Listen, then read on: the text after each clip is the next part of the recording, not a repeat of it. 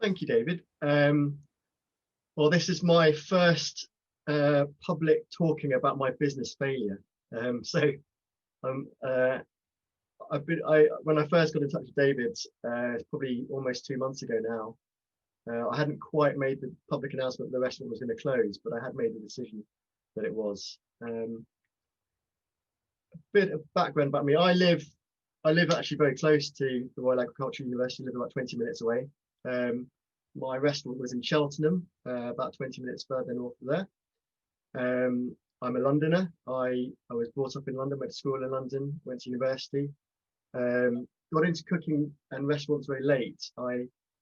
My first job after university, I studied classics at university, and I went from there into finance. Did 5 years in banking at UBS and Morgan Stanley. I then did 7 years working for an investment management company. And in 2011, I was on MasterChef. It came out in 2012. We filmed in 2011, and 2012 was a very exciting year for me.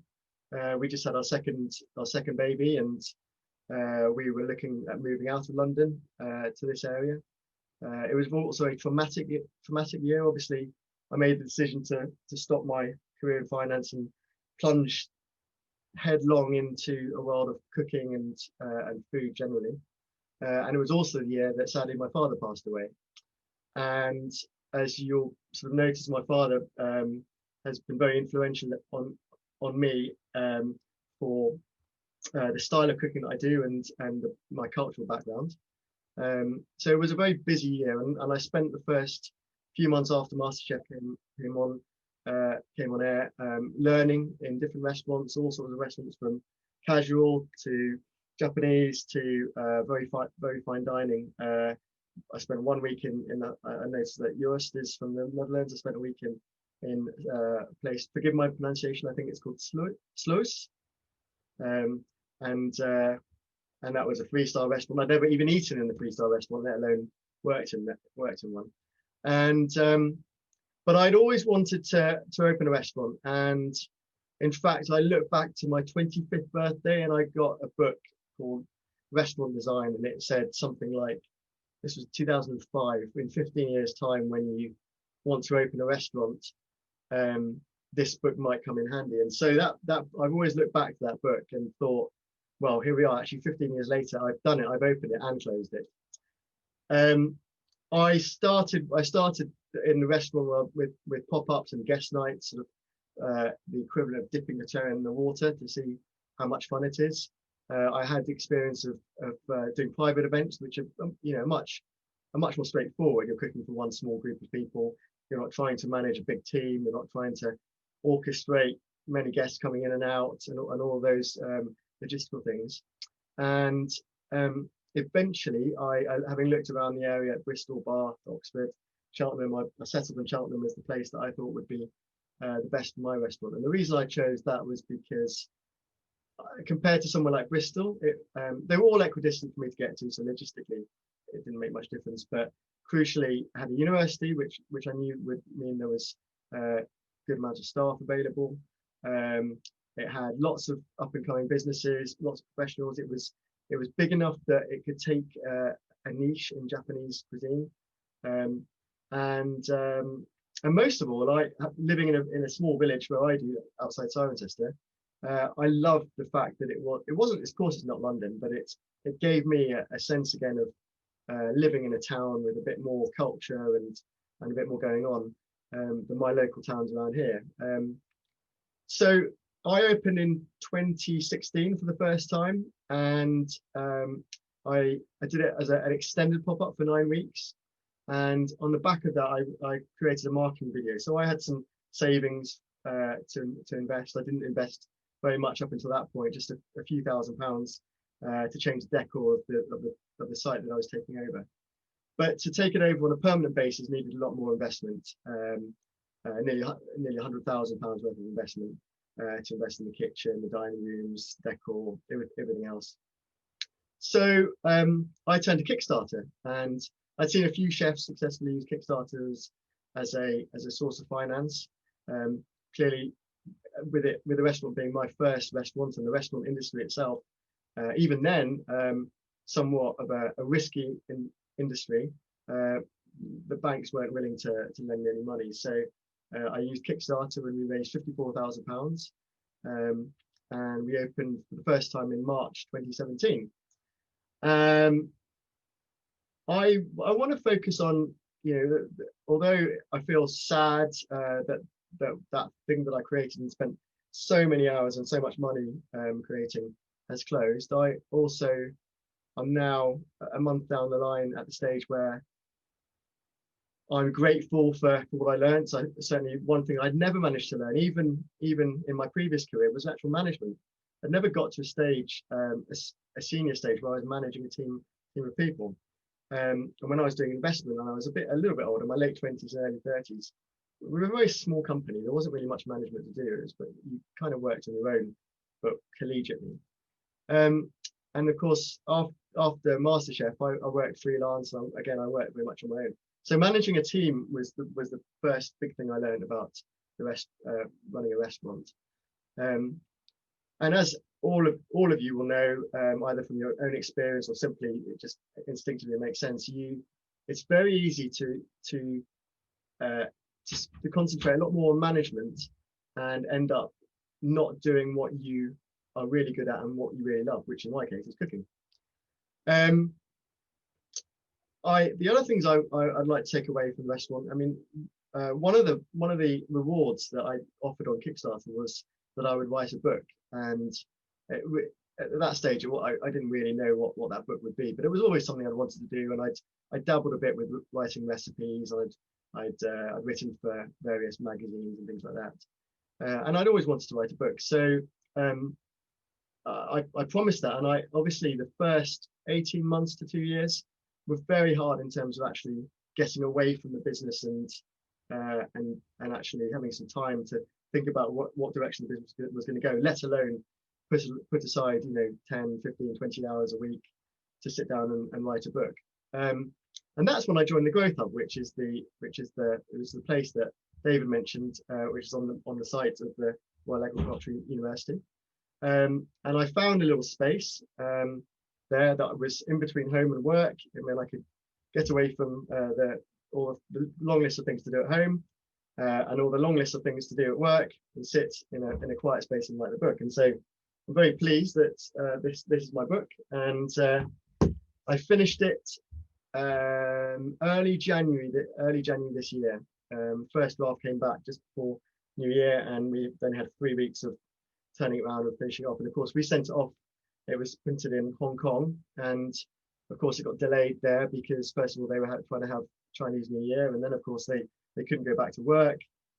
So eventually came back in May, by which time we were in lockdown and the restaurant was very much closed. So my book signing, which I'd kind of envisaged to be something in the restaurant, or maybe even at somewhere like Waterstones or John Lewis in Cheltenham, was in fact a very solitary and memorable affair in a car park on an industrial estate, where a warehouse had 1,000 copies of my book, and I had to individually unwrap everyone and sign them all, and I wasn't allowed on the premises. Fortunately the weather was good, but I'm incredibly grateful that I got to write this book, because what it ended up being was never going to be a Japanese cookery book. It was always going to be a book about my experience of eating Japanese food in this country compared to my experience of eating Japanese food in Japan.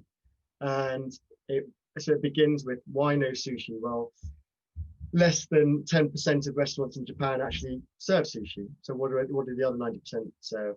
How no sushi, which is the story of me opening the restaurant and some sort of nostalgic photos looking back at the refurbishing the place and building a team and winning awards eventually.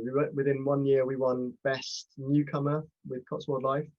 Within about 18 months we were listed in the Good Food Guide, and I by that stage had become a little bit jaded by those kind of letters saying, would you like to be in this guidebook? Because it usually got followed up with an invoice for anywhere between £500 and £1,000 for the privilege of being in the guidebook. And I remember getting that letter and putting it to one side, and it wasn't until later either that night or the following day that someone tweeted me and said that you're in the Good Food Guide, and I had to sort of sheepishly pull it out of the bin and look at it again, and I realised that they weren't asking for any money. They'd sent an anonymous reviewer, and that those little things along the way kept me going and kept the team really interested.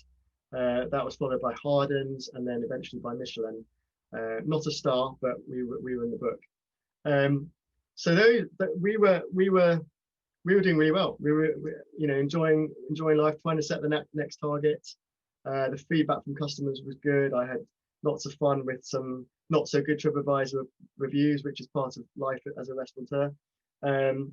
And on the 14th of March 2020, we celebrated our 3rd anniversary.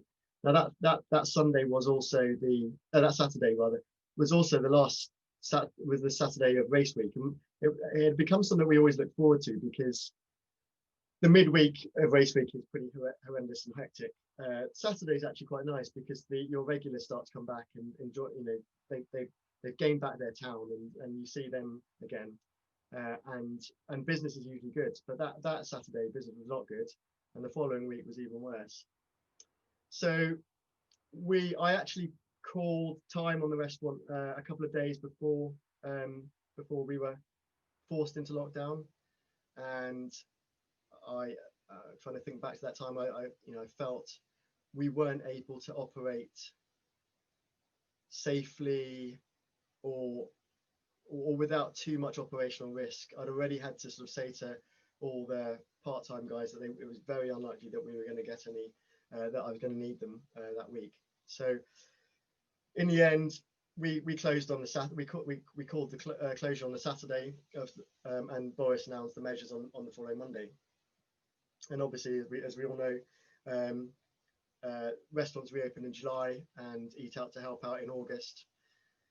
And it was during that time I got my team together I got them back again in June. Online, obviously, we were doing Zoom meetings and planning a social media relaunch, planning COVID guidelines, working out budgets for COVID compliance, working out budgets for restocking the restaurant and all those kind of things. And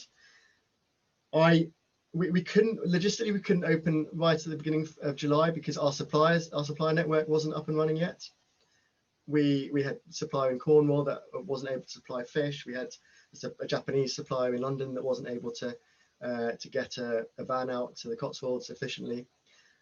So I was very happy at that stage to sort of sit tight for a little bit, see how it went. I was conscious that the experience of coronavirus in the southwest wasn't as extreme as it was in other parts of the country, and I feared that maybe off a low base it might cause us problems again, not just from the customer point of view, but also from operationally, because by that stage I had sort of slimmed my team down to half of the size it was in March, and we were looking to get open again in August when I sort of went to the landlords and said that I can't justify paying the amount of rent that I was paying. I can't take that amount of financial risk. And so it was early September that I really sort of, I told the staff that it was highly unlikely we were going to reopen. And by the end of September, we made an announcement that we weren't going to be reopening. So I went off to Italy for a few days actually, and my goodness, I feel very grateful that I did, because you can't go anywhere right now. So, and I've a few times while I had the restaurant, I would go off. It was my headspace was to go off cycling. I've always loved cycling since I was a boy, and I particularly loved it when I was feeling the stress of running a restaurant. I would, and I had a team that I could trust and leave to it for a few days.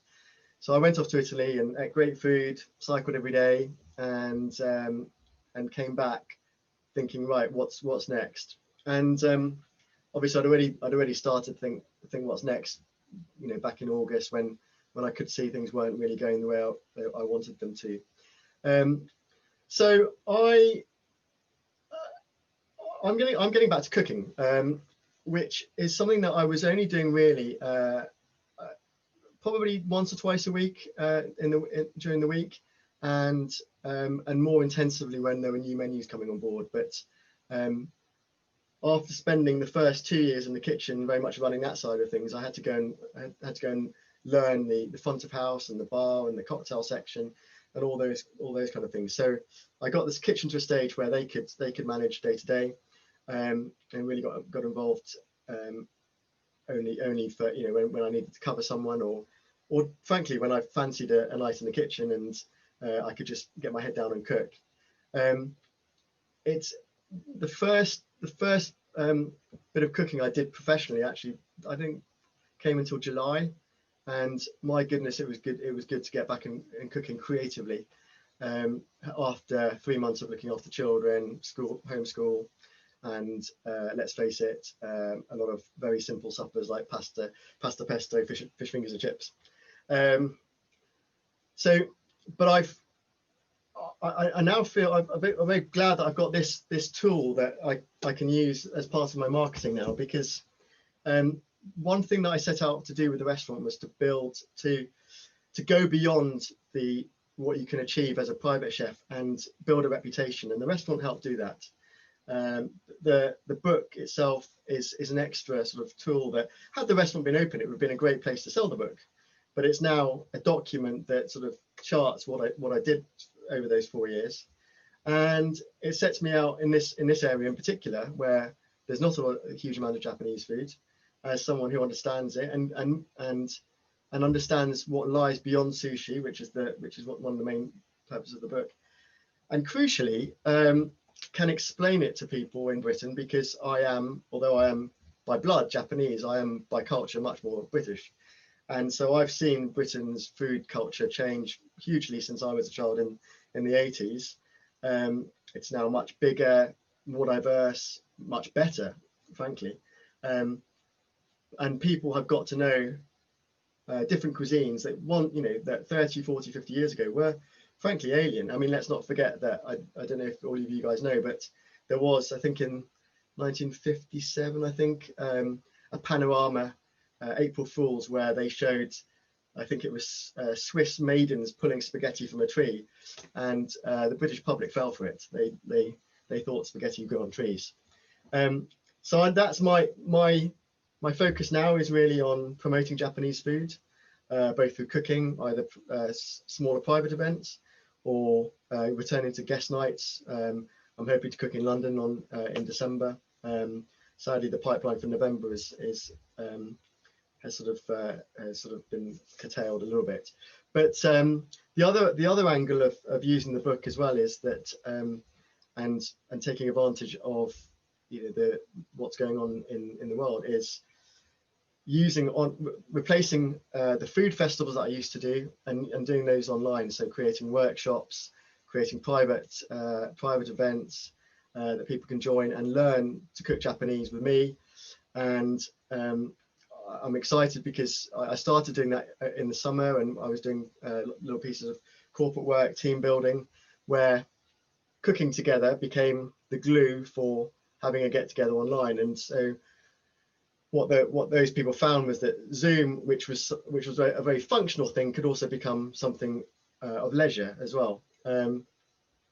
And I sold a few books to Australia, and so I'll very soon be doing a workshop with a bunch of guys in Australia who all want to cook from the book.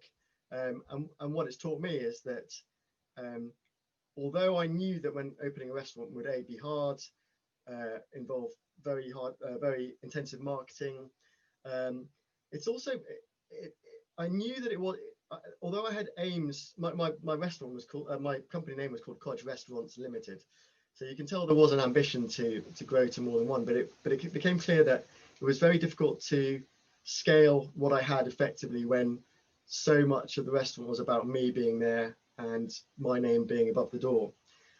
And I think if I were to do it again, I would look to do something that was more scalable. But I didn't want to go and do that, and I'm very glad I didn't, because of where we are now.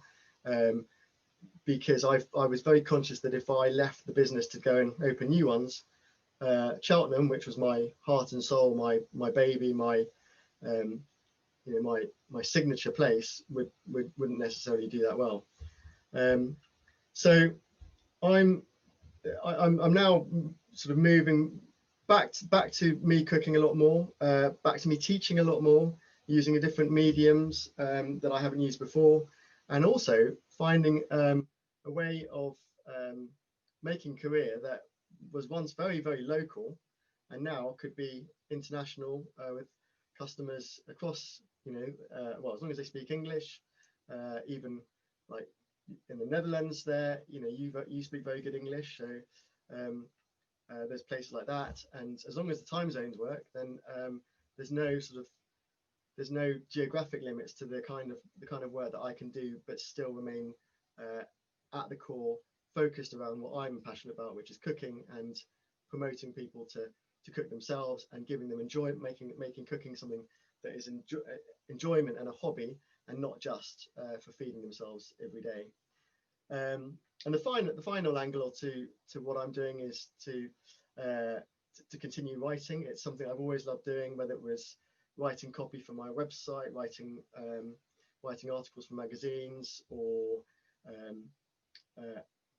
indeed writing this book, or writing blogs, or even writing replies on TripAdvisor. I've always found that process of gathering the mumble jumble that's in my head and putting it into a structured format through writing. I've always enjoyed that for myself as a sort of mental discipline and exercise, and also as something to express myself effectively.